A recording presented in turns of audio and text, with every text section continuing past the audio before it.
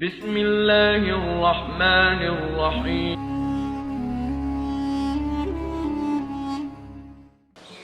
جو خلیفہ اول نے لے لیا تھا اور عمر ابن عبدالعزیز نے واپس کیا اور اس کے بیٹے نے دوبارہ پھر اہل بیت سے لے لیا. بیچ میں امیر المومنین کا 4 سالہ دور گزرا ہے حکومت کا، اس میں امیر المومنین نے نہیں لیا. اور امام موسیٰ کاظم علیہ السلام جب عمر ابن عبدالعزیز کی طرح، چونکہ عمر ابن عبدالعزیز کی ایک بڑی شخصیت بن گئی تھی اس اپنے عادلانہ نظام کی وجہ سے اور عادلانہ حکومت کی وجہ سے، ایک بہت بڑا تحول انقلاب آیا تھا اس شخصیت کے اندر. بنو امیہ میں سے، آل مروان میں سے ہونے کے باوجود اس شخص میں بہت بڑی تبدیلی عملی بھی آئی اور فکری طور پر بھی، اور اقدامات بھی کیے. ان اقدامات میں سے ایک یہ اقدام کیا کہ لان تان بند کروائی جو بنو امیہ کی منحوس میراث تھی، اور فدق واپس کیا. وہ یہ سمجھ رہا تھا کہ اہل بیت کا اتنا ہی حصہ بنتا ہے، فدق ہے اور یہ باغ ہے، یہ کھجوریں واپس کر دیں تو ان کا حق ادا ہو گیا. اب ہم اللہ کے ہاں مجرم نہیں ہیں فدق واپس کر کے. بنو عباس میں ہارون الرشید نے یہی کردار ادا کیا. عمر ابن عبدالعزیز میں حقیقی تبدیلی تھی، وہ ایکٹنگ نہیں تھی، واقعاً اس شخصیت کے اندر تبدیلی آ گئی تھی. وہ ابھی حاکم نہیں بنے تھے عمر ابن عبدالعزیز. مدینہ میں ان کا والد گورنر تھا مدینہ کا، اور یہ والد کے ساتھ جوانی میں والد کے ساتھ مدینہ میں تھے. اور جس طرح بنو امیہ کا دستور تھا حکومتی، ایک نوٹیفیکیشن تھا کہ ہر ممبر پر لان تان کرنی ہے. اس کا والد مسجد النبی میں ممبر پہ بیٹھا، یہ خود عمر ابن عبدالعزیز نے نقل کیا کہ میں بھی اسی مجلس میں موجود تھا. میرا والد مجلس میں بیٹھا اور بڑا فصیح بلیغ سخنور تھا، سخنران تھا، مقرر تھا بہت بڑا. یہ بیٹھا اور اس نے خطبہ پڑھا، اور خطبے میں یہ ضروری ہوتا تھا لان تان کرنا.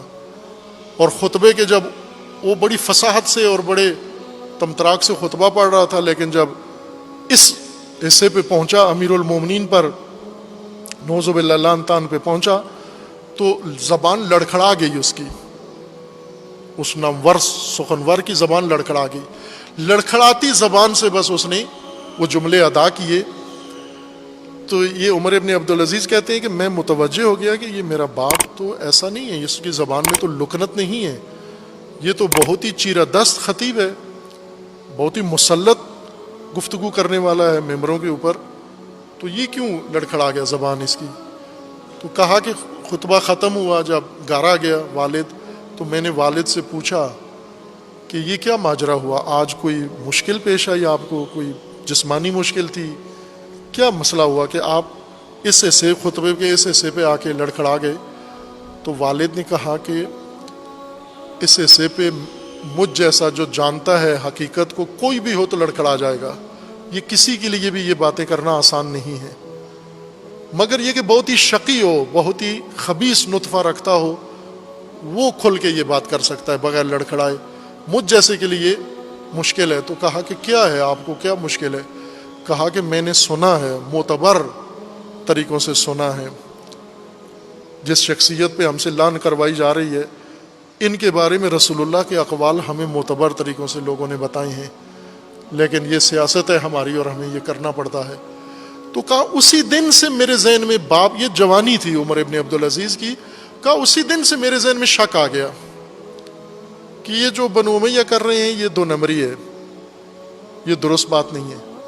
جب ان کو پتہ ہے اصل بات، راز کی بھی ان کو پتہ ہے، اور پھر بھی یہ مذموم حرکت کر رہے ہیں. تو وہیں سے وہ کھوج میں رہتا تھا، لیکن جب حکومت ملی تو بالکل کایا پلٹ گئی. ہارون الرشید نے ایکٹنگ شروع کی، چونکہ عمر ابن عبدالعزیز کا ایک بڑا نام ہوا، لوگوں کے اندر بڑا احترام پیدا ہوا. 2 سال حکومت کی، تمام بنو امیہ سے زیادہ محترم مقام پایا، تمام بنو امیہ سے بڑھ کر احترام. حتیٰ بنو امیہ کے ماننے والے بھی اس کا زیادہ احترام کرتے تھے دوسرے بنو امیہ کے حکمرانوں سے، اور بنو امیہ کے علاوہ اہل بیت کے ماننے والے بھی احترام کرتے تھے، سب کرتے تھے. ہارون الرشید کو یہ کردار لگا کہ میں بھی اس طرح ہیرو بنوں. اس نے بھی اعلان کیا کہ جس کا لوٹا ہوا مال ہے، جیسے عمر ابن عبدالعزیز نے کہا لوٹا ہوا مال جس کا بھی ہے وہ آ کے لے جائے، اور لوگ آئے اور اس نے دیا۔ ہارون الرشید نے کہا کہ جس کا لوٹا ہوا مال ہے بنو امیہ نے لوٹا ہے، بنو عباس واپس کریں گے اس کو۔ لوگ روز آتے آ کر اپنے اموال لکھواتے اور وصول کرتے، یہ دربار لگا تھا۔ امام موسیٰ کاظم علیہ السلام موجود تھے، اس نے خود بلایا ہوا تھا امام کو اپنے پاس بغداد میں، اور امام علیہ السلام نے جب یہ دیکھا کہ سب کا لوٹا ہوا مال واپس کر رہے ہو تو امام نے کہا کہ سب کا مال لوٹا ہوا واپس کر رہے ہو، ہمارا کیوں نہیں کرتے؟ تو فوراً بول پڑا کہ مراد آپ کی فدق ہے؟ تو امام نے فرمایا کہ ہاں، امام افطم نے فرمایا ہاں ہماری مراد فدق ہے یہ۔ تو کہا تو ٹھیک ہے، آپ حدود معین کرو، میں ابھی آرڈر جاری کر دیتا ہوں آپ کو واپس کر دیں۔ تو امام نے فرمایا سن لو حدود کیا ہیں۔ حدود بیان کی کہ اس طرف سے افریقہ کے ساتھ لگتا ہے، اس طرف سے بحیرہ احمر کے ساتھ لگتا ہے، ادھر سے اوقیانوس ہند کے ساتھ لگتا ہے، ادھر سے فلاں جگہ جا کر لگتا ہے، اب یہ ہمارا فدق ہے۔ تو سمجھ گیا وہ معنی خیز انداز میں سارے لا کے، وہ کہتے ہیں کہ مراد سلطنت ہے آپ کی؟ تو کہا ہاں یہی مراد ہے ہماری، یہ ہمارا حق ہے، یہ ہمیں کیوں نہیں پلٹاتے ہو لوٹا ہوا مال؟ کہا اگر آپ کو دے دوں پھر ہمارے لیے کچھ بچتا نہیں ہے۔ بس یوں نہیں ہے کہ فدق تشیع کا سارا مسئلہ کھجوروں کا باغ ہے، نہ عزیز من، امامت ہے، ولایت ہے، حکومت ہے، حاکمیت ہے، سلطنت ہے، یہ تشیع کا مدعا ہے۔ امام صادق اس کے دعوے دار تھے۔ اس میدان سے تشیع کو باہر دھکیلا گیا، امام واپس پلٹ کے آ کے دعوے دار بن گئے کہ یہ ہمارا حق ہے یہ۔ اور امام کی صراحتوں کے بعد آج پھر ہمیں دستبردار نظر آتے ہیں لوگ،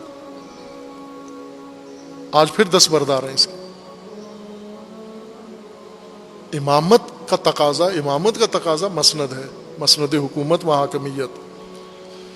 یہ وہ حق ہے جو شیعہ کو لوٹانا ہے اہل بیت کی طرف۔ اس دستبرداری کو ترک کر کے دعوے داری شروع کرنی ہے تاکہ یہ حق لوٹ کر آئے، جیسا امام نے کیا، امام راحل رضوان اللہ تعالیٰ علیہ نے یہ کیا یہ کام۔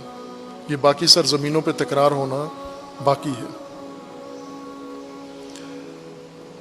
یعنی عملی جعفری مکتب و تشیع اس کا قیام رہتا ہے، اس کا تولد رہتا ہے۔ ابھی